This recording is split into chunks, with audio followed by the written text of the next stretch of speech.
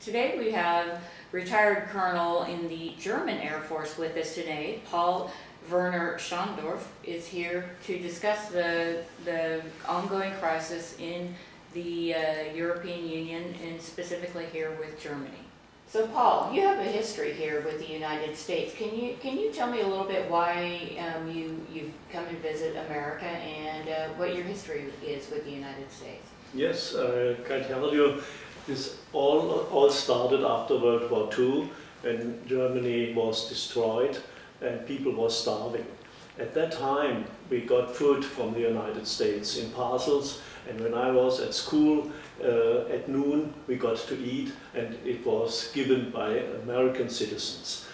We had fought against the American citizens not long before, but nevertheless they helped us very, very fast. And when I was at school, there was a US information center in Freiburg, my hometown, and I could spend the time there reading, looking in American books, and so I was interested to know more about the United States. They helped us so much, and after all this, there was a Cold War.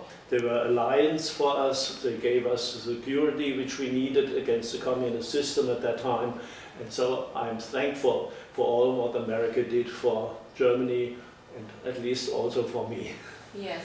So after World War II, basically the country was completely destroyed, and you relied upon the good faith of the American soldiers that were there, and it must have been quite a change from living under a Nazi Germany and seeing that the Americans, after the war had ended, would come in and actually help. Yes, very fast. I don't know nothing about the Third Reich. I'm too young. When I was born, I couldn't realize it. But then I was old enough to see how America helped us. The humanitarian aspect. Humanitarian help especially. Yeah, and did they help all the school children in the area? Is that your understanding? No. That's not so. No. No.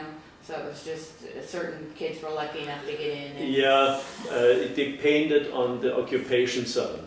We had a French occupation zone, British, and an American occupation zone. And the French had not much possibilities to help us because they were poor themselves. They had a lot of things were destroyed, and so especially in the American sector, the help came to the people, to the students at school, and so it. So it was luck of the draw where you lived. Yeah.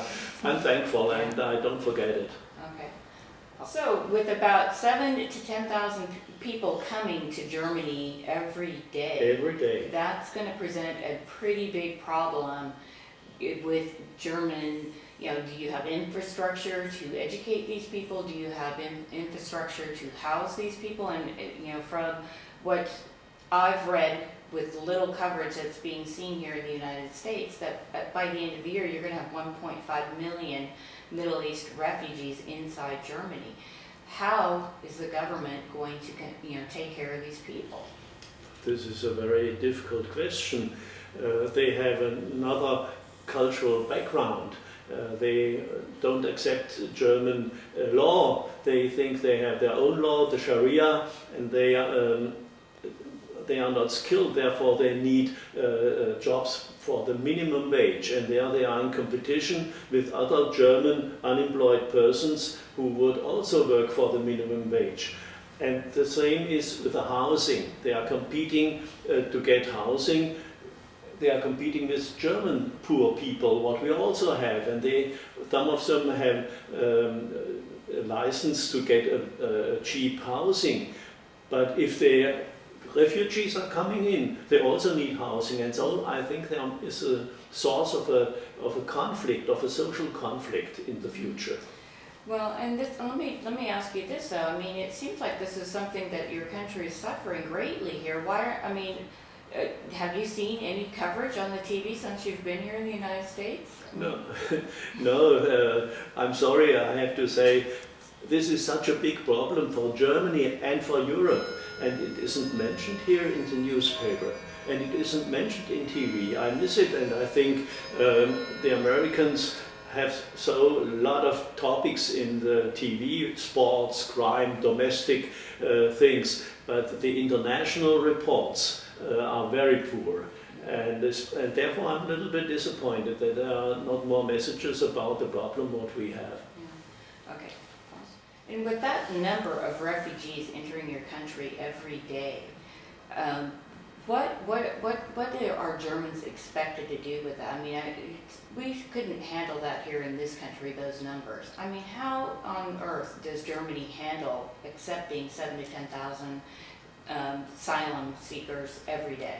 Well, it's well known that our constitution has the right for asylum without a limited number. And when the first refugees came in, there were big signs, welcome. And our Chancellor Merkel said, you are welcome. And when they came out of the railroad station, there were people clapping with their hands. And these impressions were on the smartphone sent to the refugees who are not just here. And so they all thought it's true, we are welcome, the Chancellor says we should come, there is no limit number on asylum, and so it's only a rational reaction that they say we have to go to Germany. And especially to Germany, they don't want to go to Italy, they don't want to go to France or elsewhere. They all come now because they feel also invited. Okay. And, you know, with it being part of your constitution, that's understandable that it's going to make life a little more difficult. But between the government saying opening the arms, and then you have the people who actually are working. Germany is the 4th largest economy. I mean, it's the largest economy in the EU. So obviously this is going to have some sort of ramifications with the economy. How are those two issues parsing out? It's very difficult. I think they get unemployment payment after a while, and we have not so many jobs for those people. And in the eastern part of Germany, there is housing available because some houses are empty. Those people moved to the west because there are better opportunities in the west of Germany than in the east. But you cannot put the refugees to the east of Germany because there are no jobs at all. So they get paid unemployment pension, and they have no possibility to change it because the jobs are not available there. Okay, wow. So can you explain what images the German citizens are actually seeing on the TV screens at night when they're watching the nightly broadcast? What can you describe some of those scenes? Yes, that's very important what you mentioned. It's a big difference whether you are only listening to a message that there are 10,000 refugees coming in one day, or whether you see the pictures of it, the video, how they are walking through the mud. They are now in winter staying outside, and the rain is coming, and they have wet clothes, there are children. So this is another emotional access, as if you are only listening to a message. And so it would be very important also for the citizens of the United States to see such videos from time to time, what's happening. Yeah, I mean, that if you look at those numbers, that's something that would fill up the Qualcomm Stadium here in San Diego in a week. It would be a full stadium. Yeah. You know, imagine trying to take care of them, and you have a much harsher winter over there than we have here in San Diego. So that's something else to definitely keep in mind. Now, if I can ask you this one question.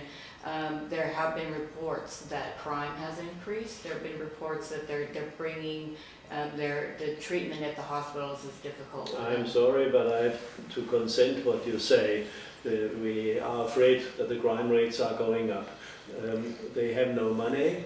They see the fortune and the wealth all around, and they have the illusion that they have only to be here, they find a job, and then they may live like other citizens too, but it doesn't work. They are depending on social finance, and that's not much, and so the robberies are going on, and also rapes are happening. The crime rate is going up. Yeah. So Slowly, but it's going up. it is. So these are all just issues that come along with the, And I mean, therefore- it's a great numbers. And of therefore, the people. German citizens are afraid of the situation and the development especially. And that's why you're seeing the people in the streets demonstrating and rioting. Yeah. Yeah, it's important for the world to see this so we can all work together to come up with a solution that works for all. Okay, thank you so much. You're welcome. Thank you.